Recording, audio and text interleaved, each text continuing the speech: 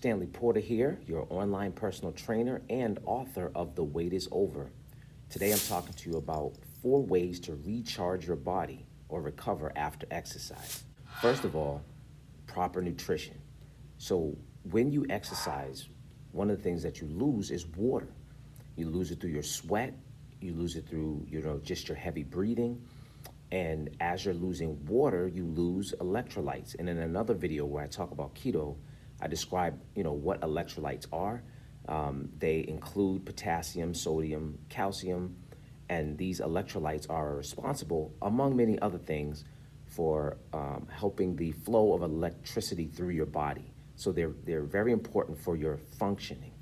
So when you're sweating through exercise, you're losing water, and sometimes you're losing a lot of electrolytes. Your blood is comprised of 90% water.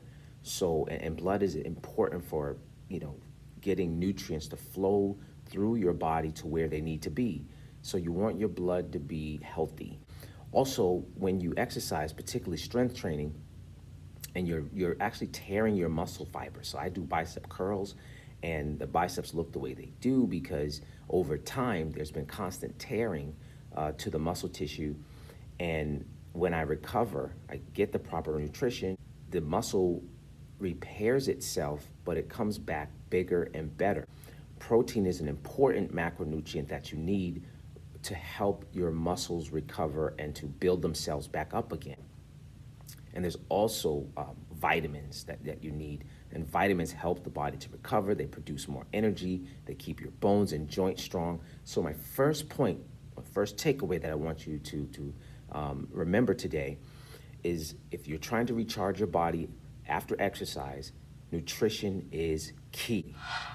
Rehydrate, get water, replace your electrolytes, ingest adequate amounts of protein.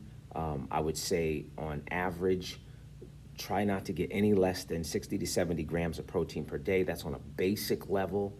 We're not talking about bodybuilding or specific, body goals, but, check your protein levels. And if you're getting less than 60 to 70 grams, I say that you need to revisit that, and also make sure you're getting enough vitamins and minerals. The second thing you need to pay attention to in terms of your recovery is adequate sleep. Okay, I know we live in a busy society.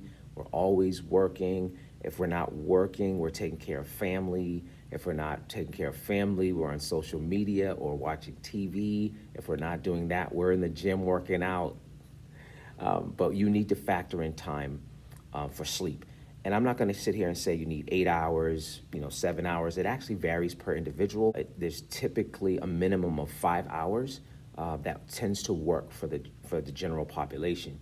Now, what's so important about sleep, other than the fact that it feels good after a long day? When you sleep, your body releases high levels of growth hormone. And the growth hormone is important because for 2 reasons. One, it helps protein synthesis. We're talking about the body repairing itself, and your muscles, being comprised of, proteins. And I told you to ingest proteins, and the muscles need to, rebuild themselves, right? So getting the proteins to combine and to do what they need to do for you, the growth hormone helps that.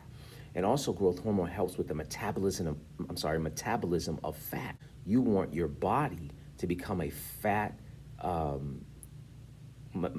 metabolizing machine, for lack of a better word. You don't want your body to just store fat. You want your body to be able to use it and utilize it properly and not have it hang around. Also, exercise is stress not only applied to the muscular system, it's stress applied to the nervous system. So every time you come into the gym, your brain is firing up, your nerves are firing up to move those muscles and bones.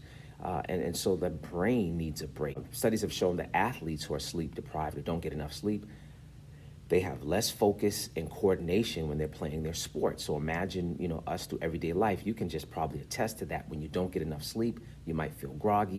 Movements might not be as crisp throughout the day. And so no less than 5 hours, please. Make sure your sleep is uninterrupted and that there are calm and peaceful conditions so that you can really get into the several stages of sleep necessary to release the growth hormone and have you feeling refreshed. The next point I want to make in terms of recharging your body. We talk about recharging your body because we want you to be the best every time you work out. The third point is stretching and mobility work. Stretching is so important. If you work out consistently without stretching, you may experience some muscle imbalances or imbalances in your body. I remember a few years ago, I went to get a massage, and the therapist was saying, you know, you're very tight in these areas, and you have to be careful. You need to get massages regularly because your muscles are connected to your bone, and the tighter the muscles become, around your bone, they can eventually, through time, pull on the bone to get it to move and maybe or to grow or become maladjusted, and some unnatural positions and directions. So pulls on your spine. And so you really need to stretch to keep those muscles loose so you're not negatively affecting your skeletal frame. Because muscles move bones, if my muscles are tight, I can have limited range of motion. So if I'm trying to wash my neck or wash my back or even reach down and touch my toes, if the muscles that are connected to the bones that allow me to kind of reach down the joints, to reach down and touch my toes or to wash my neck are tight, then I won't be able to reach these areas or go down and touch my toes.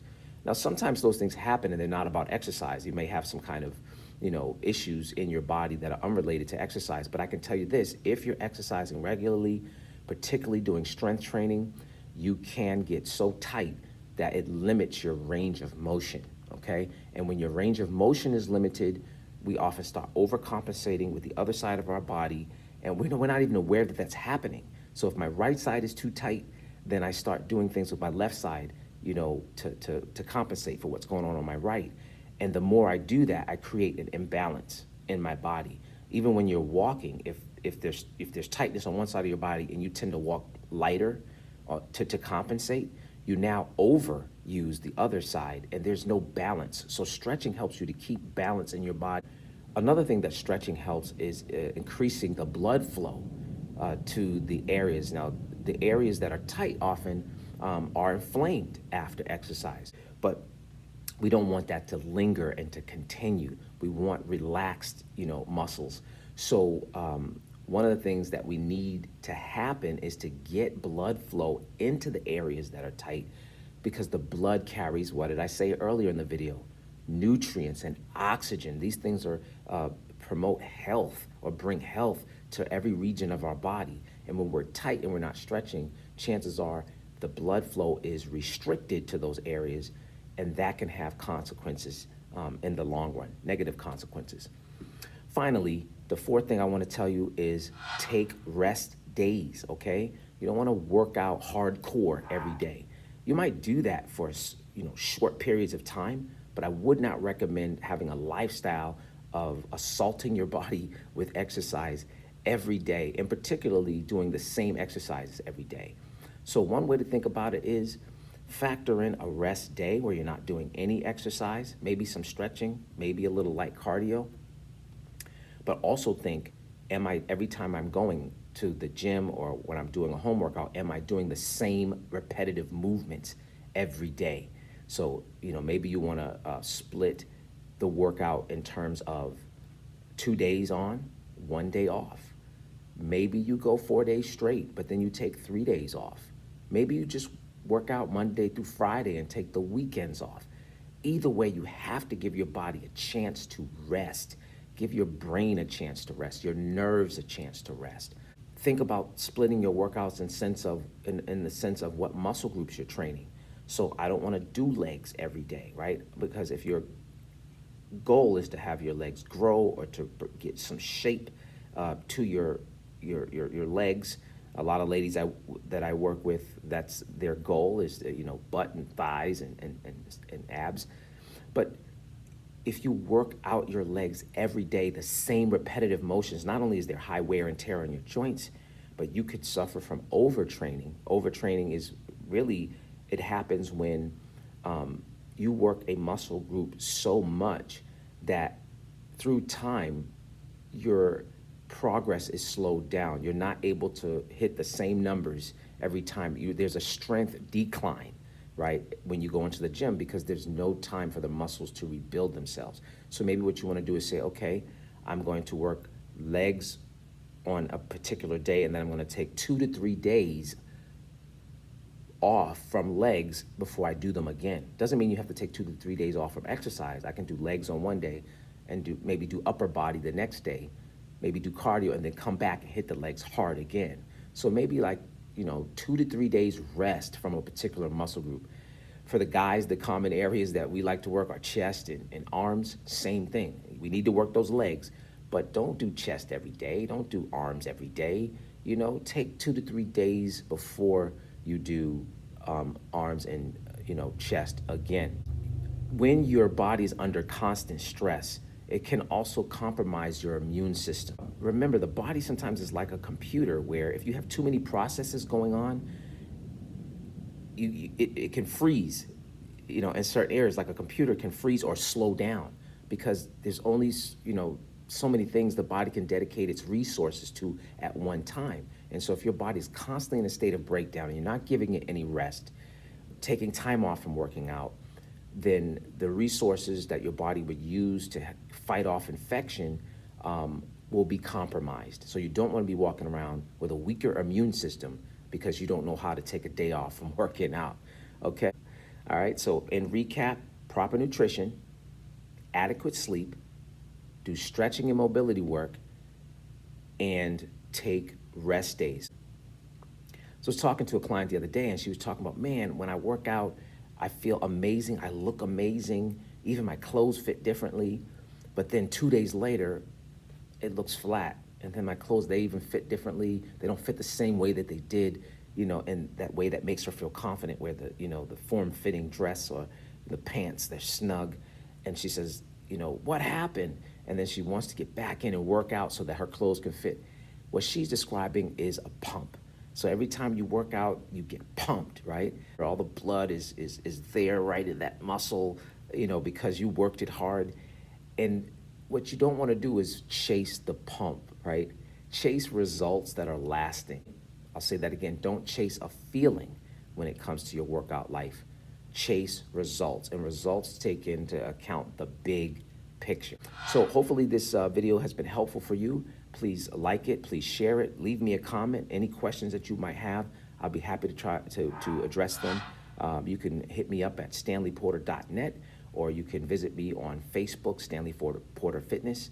All right, until I see you again in an online class or in a one-on-one session or in the next video, be happy and be healthy. God bless.